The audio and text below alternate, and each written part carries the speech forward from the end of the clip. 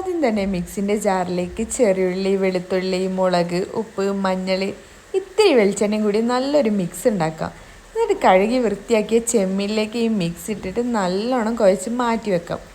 അപ്പോൾ ഇന്ന് ഉണ്ടാക്കുന്നത് തേങ്ങാപ്പാൽ കൊഞ്ചാണ്.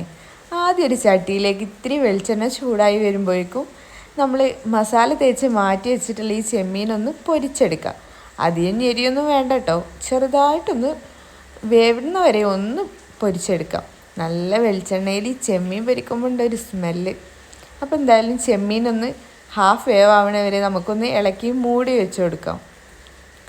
ഈ ചെമ്മീനിലുള്ള വെള്ളമൊക്കെ ഒന്ന് ഇറങ്ങി ചെമ്മീനൊന്ന് വേവുമ്പോഴേക്കും നമുക്കൊരു ചെറിയ പീസ് കറിവേപ്പിലയും അതുപോലെ തന്നെ കൊടംപുളി, ചെറിയ പച്ചമുളക്, ചെറിയ പീസ് തക്കാളി ഇട്ട് നല്ലോണം ഒന്ന് വഴറ്റിയെടുക്കാം. ഇതുപോലെ ഒന്ന് ചെമ്മീൻ റെഡിയാക്കുക. അതിലേക്ക് നമുക്ക് തേങ്ങാപ്പാൽ ഒഴിച്ചിട്ട് വീണ്ടും മൂടി വെച്ച് നല്ലോണം ഒന്ന് വേവിക്കാം. എന്നിട്ട് ഇതിലേക്ക് നമുക്ക് കുറച്ച് കുരുമുളക് പൊടിയും അതുപോലെ തന്നെ വെളിച്ചെണ്ണ ഇട്ടിട്ട് നല്ലോണം വറ്റിച്ചെടുക്കുക. ഇതുപോലെ ആവും.